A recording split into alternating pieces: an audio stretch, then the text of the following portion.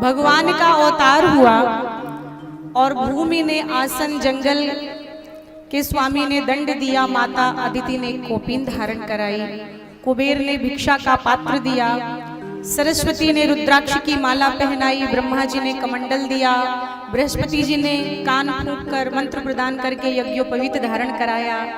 और भिक्षा में जो कुछ भी प्राप्त हुआ, उमा ने भिक्षा दान किया। देखो, वामन भगवान को उमा ने भिक्षा दान किया है और भिक्षा दान करके जो भी भिक्षा मिली वह अपने गुरुदेव को वामन भगवान ने अर्पण किया बृहस्पति को। बृहस्पति ने कहा मुझे त्रैलोक्य की भिक्षा चाहिए, तो भगवान बृहस्पति के गुरुदेव के आदेश से बलि के द्वार पर आए हैं वामन भगवान। बलि ने स्वागत किया, स्वागतम ते नमस्तुभ्यं ब्राह्मण किम करवामते। और बलि उठकर खड़े हो गए, ऐसा लगा कि बाल सूर्य धरती पर प्रकट हो गए हैं और बलि मुग्ध हो गए, वामन भगवान का स्वागत करते हैं और कहते हैं आज मेरा कुल तृप्त हो गया, मेरे पितर तृप्त हो गए। हे भगवान, मैं आपको कैसे प्रसन्न करूं, आपको क्या दान करूं?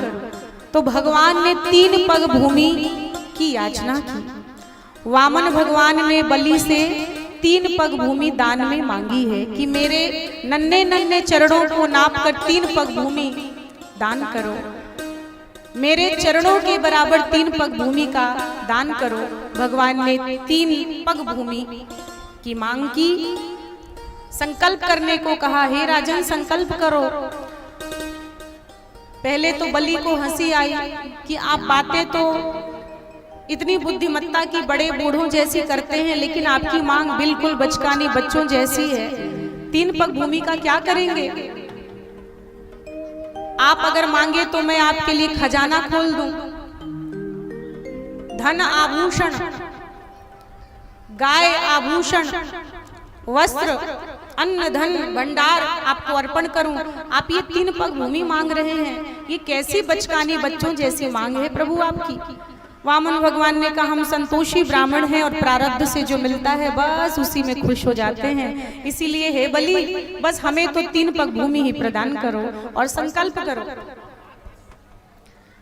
सज्जनों, 3 पग भूमि की मांग की है बलि ने, बलि के द्वार पर वामन भगवान ने।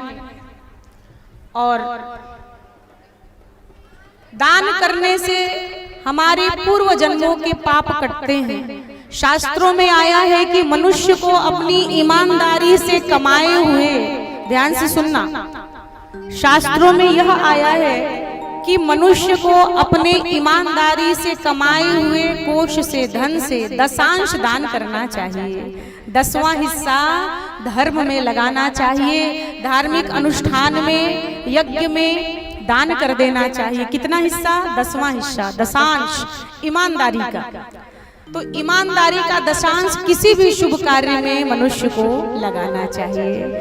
भगवान की सेवा में, ब्राह्मणों को भोजन कराने में, गौ को चारा खिलाने में, भागवत कथा के आयोजन में सहयोग करने में, तन मन धन अर्पण करने में, जिस भी तरह से सहयोग बने, मनुष्य को अपने ईमानदारी के कमाई का दशांश, 10वां भाग दान करना चाहिए। और दान करने से पूर्व जन्मों के पाप कष्ट कटते हैं, पाप कर्म नष्ट होते हैं और भगवान की कृपा से हमारा अगला जन्म सुखद होता है और शांतिपूर्ण होता है। जो कुंडली के ग्रह बाधा दोष हैं, तो कुंडली के ग्रह दोष निवारण के लिए भी मनुष्य को अन्न धन का दान करना